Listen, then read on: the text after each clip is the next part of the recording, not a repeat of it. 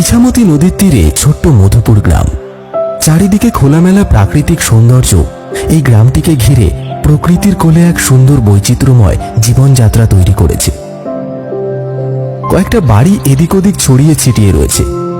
নামে গ্রাম হলেও বেশিরভাগটাই ফাঁকা মাঠ, পুকুর, জলাশয় আর বড় বড় গাছপালাতে পরিপূর্ণ।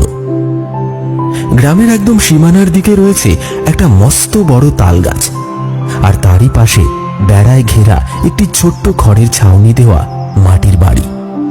বাড়িটি মনোহর চাটুর্যের, কিন্তু ভাগ্যের পরিহাসে গ্রামের সুন্দর বৈচিত্র্যময় জীবনযাত্রার সুখ বোধহয় এখানে ধরা দেয়নি।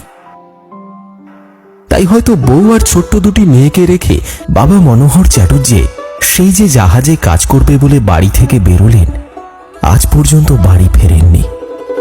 অভাবের তাড়নায় কমলা বাগানে হওয়া শাকসবজি রোজ হাটে বিক্রির পথ ধরলেন। গ্রাম থেকে হাট ওই মাইলখানেক দূরে। কাক ভোরে বেরোতে হতো, ফিরতে ফিরতে সন্ধে হয়ে যেত। কোনো রকমে আধ পেটা খেয়ে দিন চলত কমলা দেবীর, এবং তার সঙ্গে তার দুই মেয়ে রমনা আর যমুনা। তাদের বাড়ির পাশেই ছিল মস্ত বড় একটা তাল গাছ। ফুল ফল কিছুই ধরত না তাতে, যাকে বলা হয় বাঁজা গাছ। তাল গাছটি লোকজন বিকেল হলে একটু এড়িয়েই চলত। বিশেষত বাচ্চাদেরকে ওই গাছের আশেপাশে যেতে দেওয়া হতো না। লোকজন বিশ্বাস করত সন্ধ্যা নামলেই রাতের বেলা ওই তাল গাছ থেকে নাকি কিছু একটা নেমে আসে। এক পা বিশিষ্ট এক অতীব ভয়ানক ভৌতিক প্রাণী। তখন গ্রীষ্মকাল, কালবৈশাখীর সময়। চারিদিকে ঘন মেঘ ছেয়ে গেছে, ঝড় উঠেছে।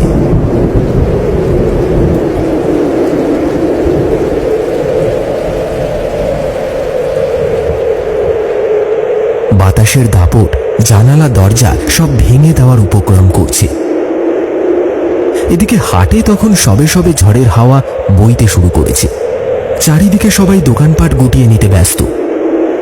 কমলাও বাড়ি ফেরার প্রস্তুতি নিচ্ছিলেন, কিন্তু হঠাৎ বিশু মোড়ল বলে উঠলেন,